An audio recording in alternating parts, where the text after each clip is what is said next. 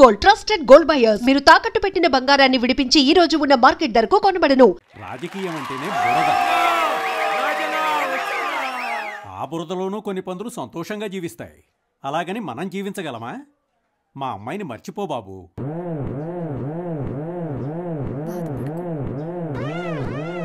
స్వార్థపరుల నిజాయితీ సమయానుకూలంగా మారిపోతుంటుంది. స్వార్థపరులు గొప్పవాళ్ళని తక్కువ వాళ్ళని భేదాలేవి ఉండవు. సోదరులారా, ఎంత మన సొంతిల్లైనా మసిని తీసుకొచ్చి గోడలకు పూసుకోం కదా. స్థానిక ఎన్నికల కోసం ఈ మీటింగ్ పెట్టాడు, ఏదో మెహర్బానీ కోసం. అర్థం లేకుండా ఏదో మాట్లాడి ప్రజలు కన్ఫ్యూజ్ చేసేస్తాం. అవాంతరాలు ఎదురొచ్చినా ఈ స్థానిక ఎన్నికల్లో మనం గెలవడం ఖాయం. జిత్తుల వారి రాజకీయాలను తరిమి కొడదాం, వాళ్ళకి గుణపాఠం చెప్తాం. ఈ సభలో ఈ తరుణంలో నేనిద్దరికి సన్మానం చేయదలిచాను. నా కోసమే శ్రమిస్తూ నా ఉన్నతిని కోరుతూ అనుక్షణం నా వెన్నంటి ఉండే వారిద్దరికి చెరో 3 కాసుల బంగారు గొలుసులు బహుకరిస్తున్నాను. వాళ్ళిద్దరు ఎవరంటే కేడి కేశవ, విభూది సుబ్రహ్మణ్యం.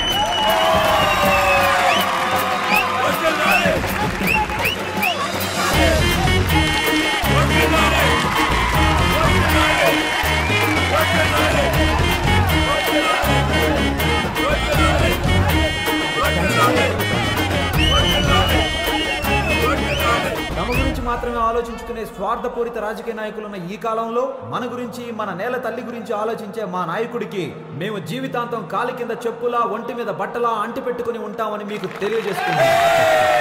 ఇటువంటి మన నాయకుడు ఎస్ఎస్ఎల్సి పరీక్షల్లో ఎలా ఫెయిల్ అయ్యాడనేదే ఒక ఆశ్చర్యకరమైన విషయం. ఈ 6 కాసుల బంగారు గొలుసు ఫస్ట్ ఛాన్స్ నన్ను మాట్లాడినవరా. ఇప్పుడు నా మిత్రుడు విభూది సుబ్రహ్మణ్యం మాట్లాడు. మా వద్ద ఉన్న ఈ 6 కాసుల బంగారు గొలుసుల్ని తన మనవరాలకి ఎలా పెళ్లి చేయాలో తెలియక దిక్కుతోచని స్థితిలో ఉన్న ఓ పేద బామ్మకి ఇవ్వదలుచుకున్నామని మీ అందరికీ ఇప్పుడు తెలియజేస్తున్నాం. ఆ బామ్మ పైకి రా, తొందరగా వచ్చేయ్.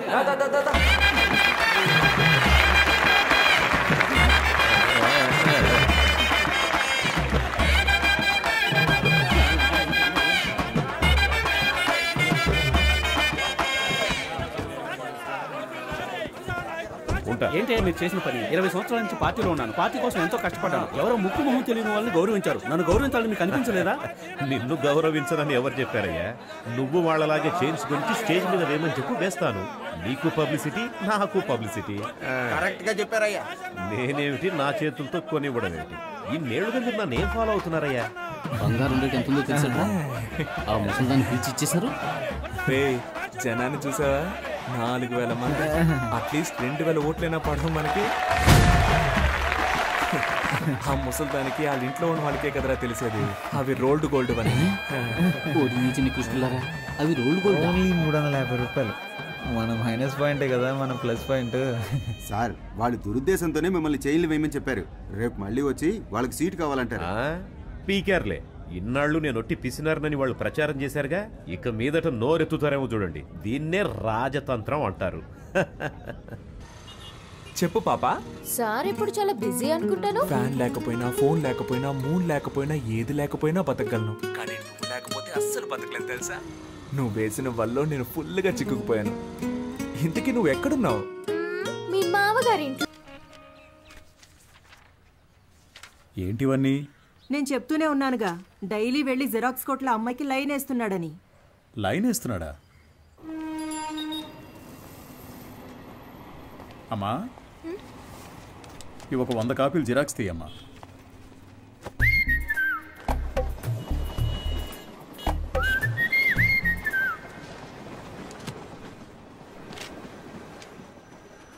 ఇంతకుముందు వీడిని ఎక్కడైనా చూసావా అమ్మా? లేదు సార్.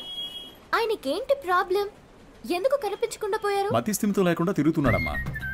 ఉదయాన్నే ఫోన్ చేసి నువ్వు లేనిదే బతకలేనన్నాడు.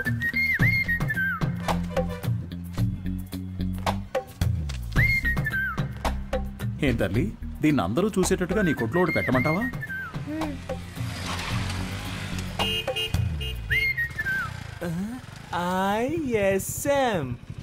ఈయనకి ఇక్కడేం పని? Bye daddy. సార్, ఈ ఫోటోలో ఉన్న ఇలాగే లేరు ఆయన? అలాగే ఉన్నాడు కదా. ఏంటిది సార్? తెలియజేయాల్సిన నంబర్ అని నా నంబర్ రాశారు. నీ వల్లే కదా వాడికి మతిస్థిమితం పోయింది. వాడు నీకు తెలీదు?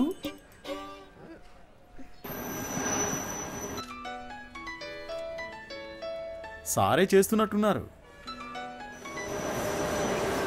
నువ్వు లక్కయో వాళ్ళక్కయో నాకు తెలియదమ్మా. సుబ్రహ్మణ్యం మంచివాడే, వాడి స్నేహితుడు మంచివాడు కాదే. అదే కేడి కేశవ అనేవాడు వాడిని పాడు చేస్తున్నాడు. నువ్వు గనక వాళ్ళిద్దరినీ విడదీయగలిగావే అనుకో, మావాడు చక్కగా బాగుపడతాడు. ఈ పనిని గనక నువ్వు చేస్తే నేనే మీ నాన్న దగ్గరకు వచ్చి మీ పెళ్లి విషయం మాట్లాడతాను. మీ నాన్న ఫోన్ నెంబర్ ఇయ్యమ్మా.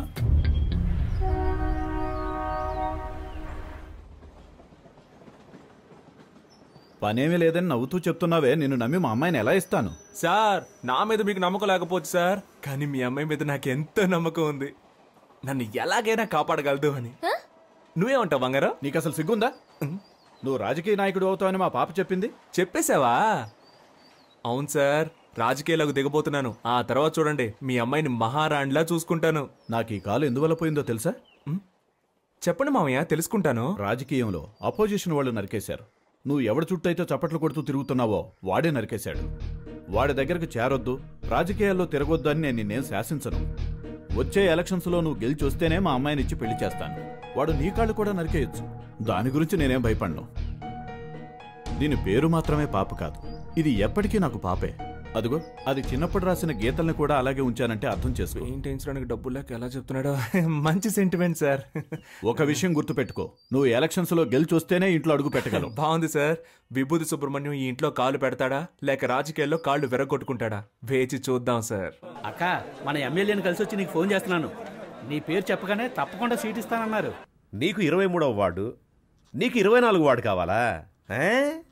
మోహాలు చూడండి. ఒక ఫుల్ బాటిల్ ఒకేసారి లాగించి స్టడీగా ఉంటే రాజకీయాలకు రావచ్చు అనుకుంటున్నారా? చప్పట్లు కొట్టే మీకు చప్పట్లు కొట్టించుకోవాలని ఆశ?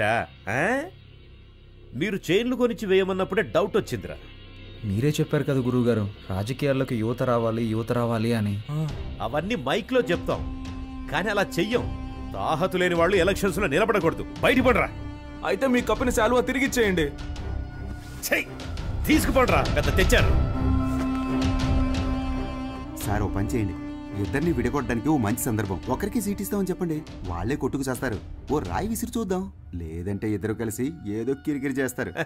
మనం ఎప్పుడు ఖాళీగా ఉండకూడదు, ఏదో ఒక గొడవ రేపి బిజీగా ఉండాలంటావు. సరే పిలు. ఎన్ని రోజులను వీళ్ళకి ఏజెంట్లుగా పనిచేస్తాంరా, మనమే ఇండిపెండెంట్ గా నిలబడదాం. రే హనీ, సుబ్రహ్మణ్యం లోపలికి రండి రా, సార్ పిలుస్తున్నారు. రారా, గురువుగారు ఏమనరు. అయ్యా శాలువ అండి. పర్లేదు ఉంచు. చాలా థ్యాంక్స్ అండి. మీరిద్దరూ నా కోసం ఎంత శ్రమ పడ్డారో ఆలోచించానురా. బుర్ర ఖరాబ్ అయిపోయింది. ఏదో ఒకటి చేయాలనిపిస్తోంది, కానీ ఇద్దరికి చేయడం మాత్రం కుదరదు. ఒకరికి కౌన్సిలర్ సీట్ ఇస్తాను, అది ఎవరికి కావాలో మీరే డిసైడ్ చేసుకోండి. సార్, నాకు తెలిసి హనీ కంటే విభూతి సుబ్రహ్మణ్యానికి ఇన్ఫ్లుయెన్స్ ఎక్కువ ఉంది. లేదండి, నాకంటే హనీకే ఇన్ఫ్లుయెన్స్ ఎక్కువ. వాడికే ఇచ్చేయండి. నువ్వేమంటావు హనీ? గురువుగారు, ఒక్క ఫోన్ చేసుకోవచ్చా?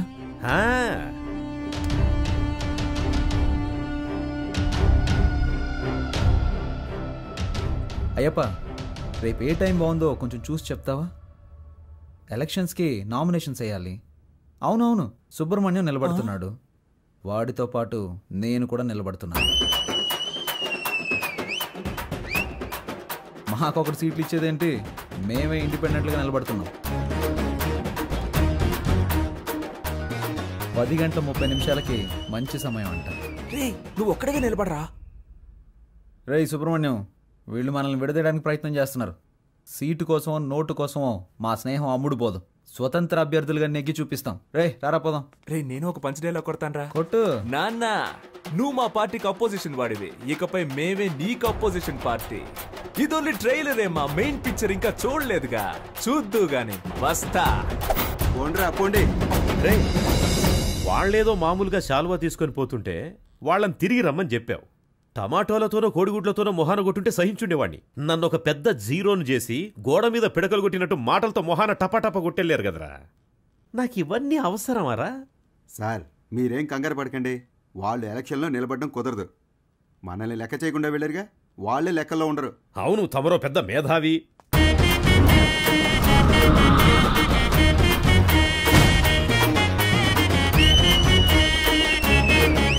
వీళ్ళు పెద్ద రాజకీయవేత్తలనా మీరు కలర్ పోస్టర్స్ అంటించారు? ఏమీ అలా చేయలేదండి. మరి వాళ్ళకి వాళ్ళే కొట్టించుకుని అంటించుకున్నారండి. మీ డబ్బులతో మీరు పోస్టర్లు అంటించుకుని ఉంటే బాగుండేదిరా. వాళ్ళు నాకంటే ముదురులా ఉన్నారే. మీరేం కంగారు పడకండి సార్, వాళ్ళకి సరైన పంచి నేనిస్తా. మా నూరి జనాలకి మన ఇద్దరు ఫేసులు బాగా ఫెమిలియర్ అవుతాయా? అంతకంటే గొప్పగా రీచ్ అవుతాం. ఆట పాటలతో మనం నామినేషన్ వేస్తాం.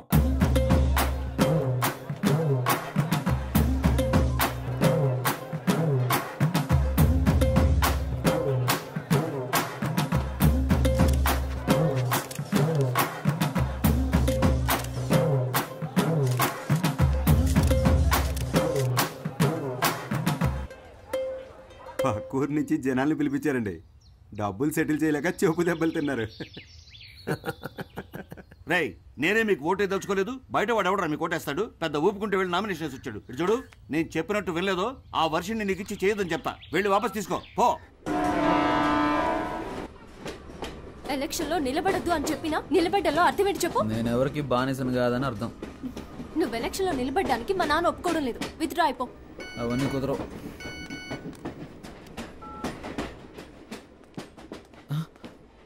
అయ్యో, ఒక ముఖ్యమైన మీటింగ్ ఉంది, నేను బయలుదేరాలి. ఏం మీటింగ్? Party meeting. పార్టీ నడిపే మొహమా ఇది? మొహం చూడు. ఎలక్షన్ లో నెగ్గిన వెంటనే అరెస్ట్ చేయించేస్తానే నేను. వెళ్ళదు. ఆగరా. ఆగబట్టున్నానా? పోవే.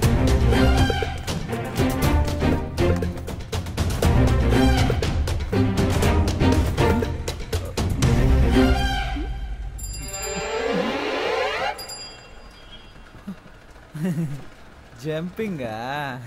యా. సూపర్. ఆగరా అంటే ఆకుండా వెళ్ళిపోతావా?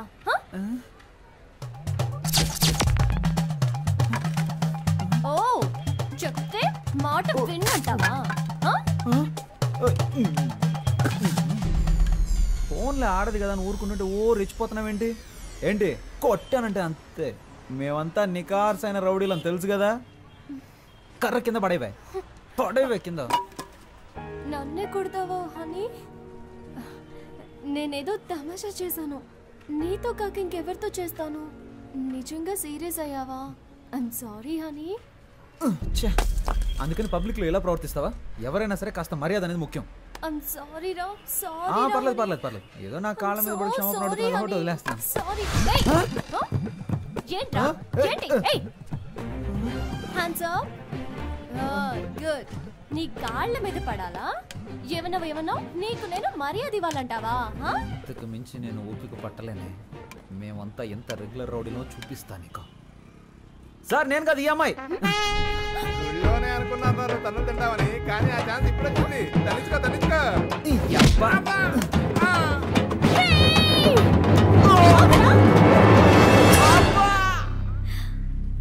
Good shot.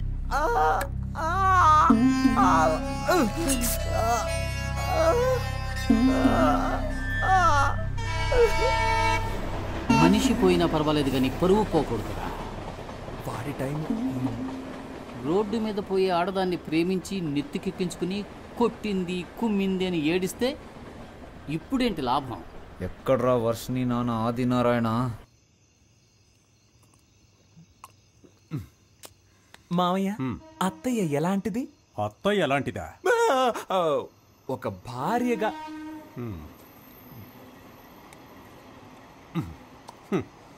ఒక్క మాటలో చెప్పాలంటే పెళ్లికి ముందు మూగదానిలా ఉండేది.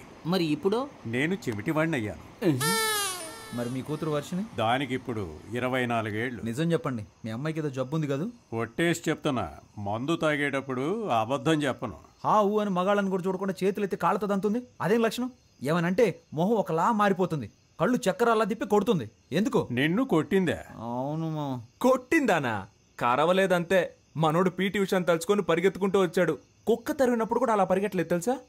ఎన్నిసార్లు కొట్టింది? 2-3 సార్లు. నువ్వెంతో అదృష్టవంతుడి వల్లుడు. నన్నైతే సుమారు 430 సార్లు కొట్టింది తెలుసా? 430 సార్లు? అది తప్పించుకు తిరిగేవాడిని గనక. వర్షిణి చాలా జూనియర్. మీ అత్తగారైతే 1000 సార్లకు పైనే. ఆవిడికి సినిమాల్లో పెట్టినట్టు డూప్లే అవసరం లేదు. మీ అత్త గాల్లోకి ఎగిరి ఒక్క తన్ను తంతుంది చూడు. ఈ పెళ్ళం ఎగిరి తంతుందా? Wow, same to. షాక్ అవ్వకూడదు. ఇది పిల్ల, అది పెళ్ళం. కొడతారు, కొట్టని. మా అత్తగారే నన్ను 19 సార్లు ఎగిరి మరీ తన్నింది తెలుసా? పల్టీ కొట్టి కొట్టడంలో ఎక్స్పర్ట్. ఇవన్నీ బయటికి చెప్పుకొని తిరగలేం కదా. ఓయ్ పౌరుషం లేనోడా, ఏంటయ్యా ఇదంతా? ఇది వంశపారంపర్య వ్యాధులుడు. ఏం చేయమంటావు? మా అమ్మాయికి, వాళ్ళ అమ్మకి, వాళ్ళ అమ్మమ్మమ్మకి కూడా ఉంది అయ్యా. ఇది ఎవరు పెట్టిన శాపము? ఆడవాళ్ళ చేత తన్నులు తినాల్సి వస్తుంది. ఎందుకు ఈ విషయాలన్నీ నాకు ముందే చెప్పలేదు? నిన్ను చూసినప్పుడే అల్లుడు, నాకున్న బాడీ లాంగ్వేజే నీకు ఉందనిపించింది. నువ్వు ఎలాగైనా తట్టుకోగలవనే చెప్పలేదు. భలే చెప్పావులే. తాగిన మైకంలో కథ చెప్తున్నాడేమో. ఏంట్రా ఇది? అల్లుడు, పెళ్ళి అనేది స్వర్గంలో నిర్ణయించబడుతుంది. మనమేం చేయగలం? మనసు సరిగా లేనప్పుడు పెళ్ళైన మగాళ్ళు మందు కొడతారు. మరి పెళ్ళాలు మొగుళ్ళని కొడతారు. ఏనేట్రా మావేలా మాట్లాడకుండా తలకిందులుగా మాట్లాడుతున్నారు? దేవుడా, నాకిక మోక్షమే లేదా? And for more videos, please subscribe to iDream. Please subscribe to iDream. Please subscribe iDream. And please subscribe to iDream. For more videos, subscribe to iDream. Please like, share and subscribe to the channel. Congratulations, iDream. Subscribe to iDream. Subscribe to iDream. So subscribe to iDream Media. iDream ki iDream team andarki huge congratulations. Please subscribe iDream Media. Please subscribe to iDream. Subscribe iDream. Please subscribe to iDream. iDream అంటే నా కళల channel subscribe చేసుకున్న నోరు తిరుగుతలేదు. మీరైతే గంట గుర్తు కొట్టండి. For more such videos, please subscribe to iDream. Subscribe to iDream. Please subscribe to iDream. Please subscribe iDream Media. Please do subscribe to iDream. Please subscribe to iDream Media. For best entertainment and information, please subscribe iDream. And don't forget to subscribe to iDream.